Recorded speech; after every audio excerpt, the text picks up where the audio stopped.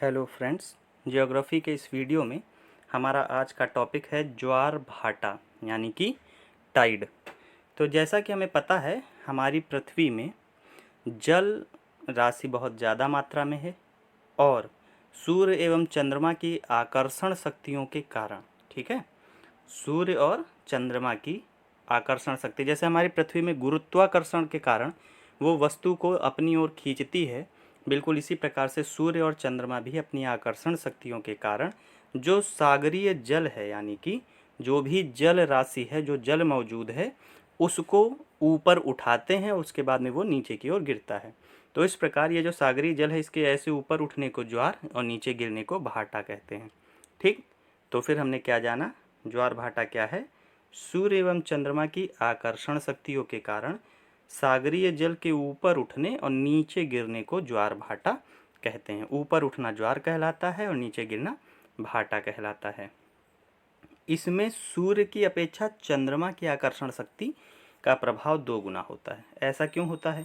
क्योंकि सूर्य जो होता है वो पृथ्वी से दूर है, जबकि चंद्रमा जो है वो पृथ्वी के निकट है। इसलिए चंद्रमा पृथ्वी की जल राशि पर अपना आकर्षण शक्ति 2 गुना लगाता है सूर्य से, और ज्वार भाटा की स्थिति उत्पन्न होती है।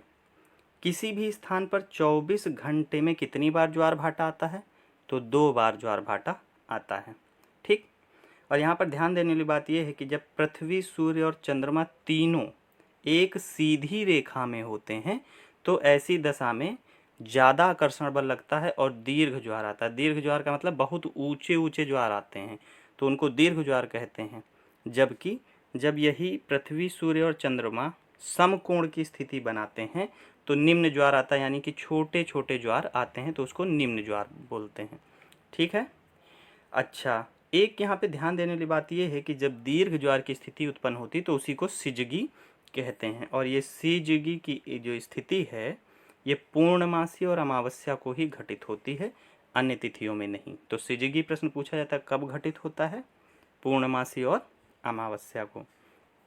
तो ये जो ज्वारीय ऊर्जा आती है, जल ऊपर उठता है नीचे गिरता है, इसका प्रयोग किन किन कार्यों में होता है? तो ज्वारीय ऊर्जा, ज्वार भाटा में जो ऊर्जा होती है उसको ज्वारीय ऊर्जा बोलते हैं। इसका प्रयोग नौ संचालन यानी कि बड़े बड़े जहाज़ों के चलने में, जल विद्युत के उत्पादन में, इन सब कार्यों में होता है।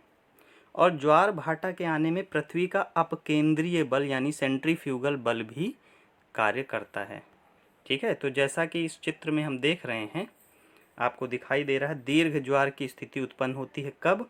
जब हमारी ये पृथ्वी, ये चंद्रमा और ये सूर्य तीनों देखिए एक सीधी रेखा में है। और ऐसा कब होता है? तो हमने जाना ऐसा पूर्णिमा और अमावस्या के दिन होता है।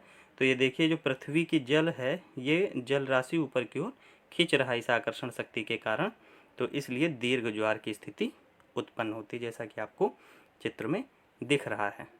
और हमने क्या बताया था कि यदि पृथ्वी और सूर्य और ये चंद्रमा मिलके ये देखिए समकोण बना रहे हैं, 90 डिग्री का कोण बना रहे हैं, तो ऐसी स्थिति में लघु ज्वार आता है। लघु ज्वार की स्थिति जो है ज़्यादातर अष्टमी तिथि में होती है। ठीक है, तो हमने ज्वार भाटा में क्या जाना कि जो ज्वार है वो सूर्य, चंद्रमा और पृथ्वी की आकर्षण, सूर्य, चंद्रमा, पृथ्वी की आकर्षण शक्तियों के कारण सागरीय जल के ऊपर उठने को ज्वार और नीचे गिरने को भाटा कहते हैं। ठीक है, जब ये सूर्य, चंद्रमा, पृथ्वी तीनों एक ही सीध में होते हैं तो दीर्घ ज्वार आते हैं। दीर्घ ज्वार की स्थिति को सिजगी कहते हैं।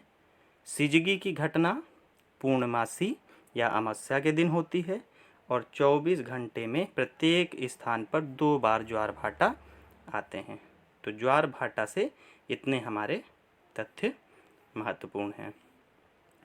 अब बात की जाए अगर ग्रहण की, सूर्य ग्रहण और चंद्र ग्रहण 2 प्रकार के ग्रहण लगते हैं।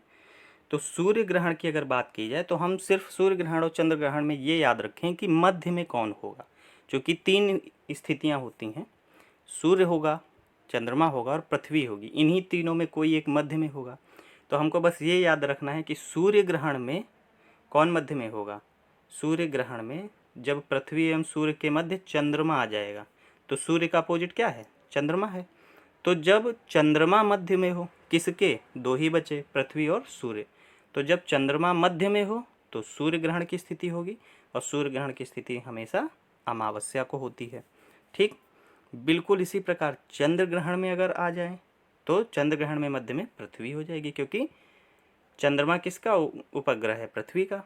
तो इससे याद कर लेंगे हम। तो सूर्य ग्रहण और चंद्र ग्रहण के मध्य में चंद्र ग्रहण में पृथ्वी मध्य में होगी, जबकि सूर्य ग्रहण में चंद्रमा मध्य में होगा।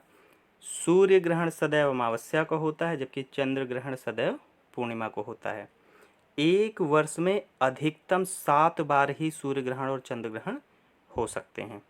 यहाँ पर ध्यान देने वाली बात यह है कि जब सूर्य ग्रहण लगता है तो उस समय सूर्य की ऊर्जा के कारण अधिक मात्रा में यूवी रेज यानी पराबैंगनी किरणें निकलती हैं, और सूर्य के पराबैंगनी किरणें निकलने के कारण सूर्य ग्रहण को जो है खुली आंखों से देखने के लिए मना किया जाता है। सूर्य ग्रहण होने पर हीरक वलय बनता है। जैसे ये सूर्य है तो इसके चारों तरफ एक डायमंड रिंग जैसी लगेगी, ऐसी प्रकाशमान स्थिति बनती है, उसी को हीरक वलय या डायमंड रिंग कहते हैं। तो ये घटना कब होती है? सूर्य ग्रहण के समय होती है। ठीक है। यहाँ पर हमको एक फैक्ट याद रखना है कि 21 मार्च और 23 सितंबर ये डेट इम्पॉर्टेंट है। इसमें सूर्य जो है 0 डिग्री अक्षांश रेखा यानी कि विषुवत रेखा पर लंबवत होता है। जैसे कि ये 0 डिग्री अक्षांश रेखा है और ये सूर्य है, बिल्कुल लंबवत रोशनी पड़ती है, इसलिए पूरी पृथ्वी पर दिन और रात बराबर होते हैं। ठीक है। कब? 21 मार्च और 23 सितंबर को। जबकि 21 जून को उत्तरी गोलार्ध, जैसे पृथ्वी है तो ये उत्तरी गोलार्ध हो गया ऊपर की ओर, और ये दक्षिणी गोलार्ध। उत्तरी गोलार्ध में 21 जून को दिन सबसे बड़ा होगा, जबकि दक्षिणी गोलार्ध में 22 दिसंबर को दिन सबसे बड़ा होगा। रातों का बिल्कुल इसी से अपोजिट हम कर लेंगे। अब अगर हम सूर्य ग्रहण और चंद्र ग्रहण की स्थिति देखें तो हमको क्या दिख रहा है? सूर्य ग्रहण की स्थिति कब होती है? तो हमने हमेशा बताया अमावस्या को होती है। सूर्य ग्रहण में सूर्य का अपोजिट कौन होता है? चंद्रमा। तो देखिए ये है सूर्य, ये है पृथ्वी, और बीच में क्या है? चंद्रमा। सूर्य का प्रकाश जितना चंद्रमा ढक लेगा उतना हिस्सा यहाँ पर ग्रहण के रूप में दिखाई देगा। तो जब चंद्रमा मध्य में है तो सूर्य ग्रहण है, और जब पृथ्वी मध्य में आ जाएगी तो चंद्र ग्रहण होगा। यहाँ पर ये देखिए सूर्य का इफेक्ट पड़ रहा है। ठीक है। तो इसलिए सूर्य ग्रहण लग रहा है।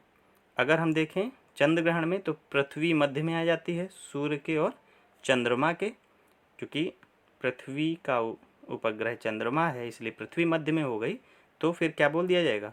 चंद्र ग्रहण बोल दिया जाएगा। तो इस प्रकार हमने देखा चंद्र ग्रहण कब लगता है? पूर्णमासी के दिन। सूर्य ग्रहण अमावस्या के दिन। सूर्य ग्रहण में चंद्रमा मध्य में हो जाता है सूर्य और पृथ्वी के, जबकि चंद्र ग्रहण में पृथ्वी मध्य में आ जाती है सूर्य और चंद्रमा के। ठीक है। तो इस प्रकार हमने सूर्य ग्रहण, चंद्र ग्रहण और ज्वार भाटा की स्थितियों का अध्ययन किया। अगर आपको वीडियो पसंद आ रहे हैं तो चैनल को लाइक और सब्सक्राइब ज़रूर करें। Thanks all of you.